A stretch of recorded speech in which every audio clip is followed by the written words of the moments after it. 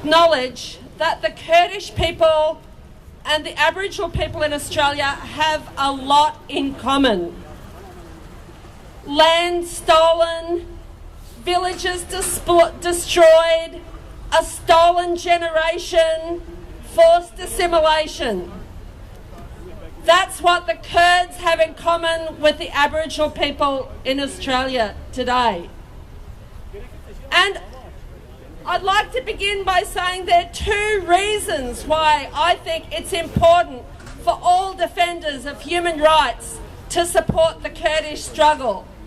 The first one is obvious. It's humanitarian, to stop a massacre.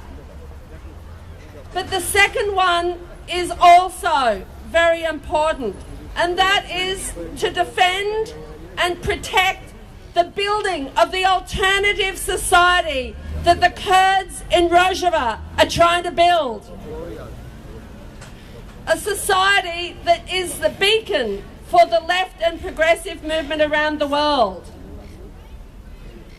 I would like to make a call for all sections of the left and progressive movement to come out clearly in support of the alternative society, the democratic secular society that the Kurds are building in Rojava.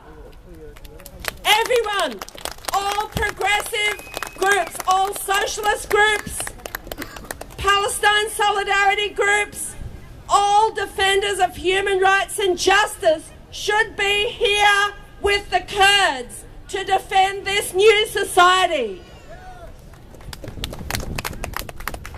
And at the moment that hasn't happened fully, not fully. So we need to convince people that this is the way for the whole of the Middle East.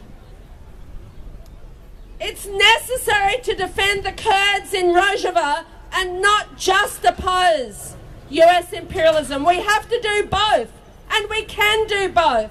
The socialist movement is quite capable and should be capable of defending the Kurds as well as opposing US plans.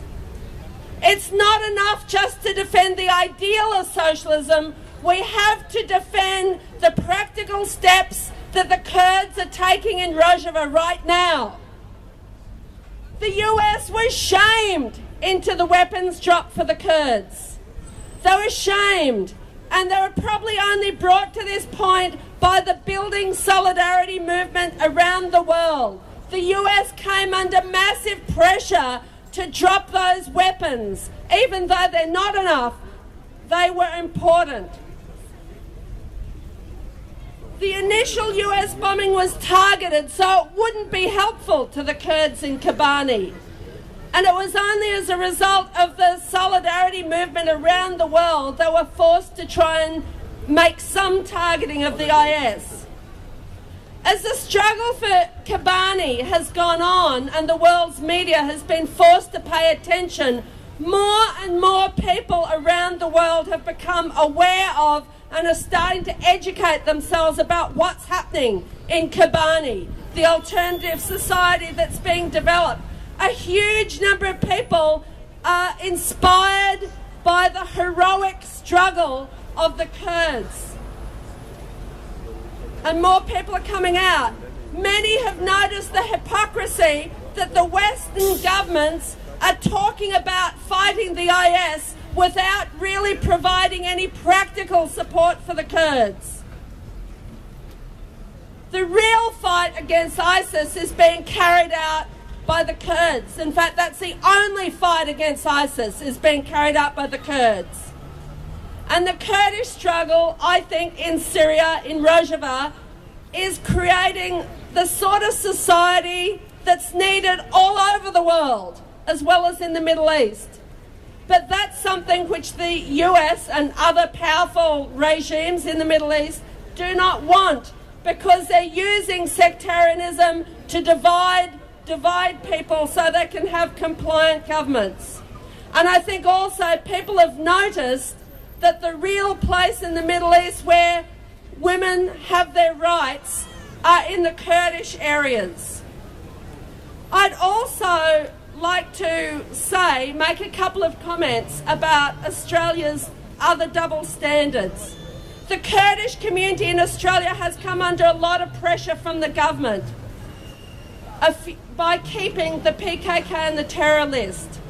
The Kurdish Association was raided a few years ago, and then their headquarters or their offices in Pascoe Vale were firebombed, and there were shots fired into the firebombed building. The PKK should not be on the terror list. The PKK are freedom fighters, no difference to the resistance movement against the Nazis in the Second World War. The PKK and other national liberation movements such as Tamil Tigers need to be removed, and keeping these organisations on the terror list is a constant threat on the community. We need to remove these organisations and lift the ban on the PKK. We need to arm the defenders of Kobanî with heavy weapons so that they can keep going. We need to provide humanitarian aid. The borders need to be open so that Kurds can cross from Turkey to Rojava. We need to be calling on Turkey to stop supporting the IS. And Turkey is actually coming, Turkish government representative is coming to Australia, to Brisbane later this month for the G20. Australia should ban the Turkish representative from coming until they stop supporting IS. And I think there are some sections of the Kurdish community, people who live closer to Brisbane are planning protests in Brisbane against the Turkish government at the G20. Free, free Kurdistan! Free, free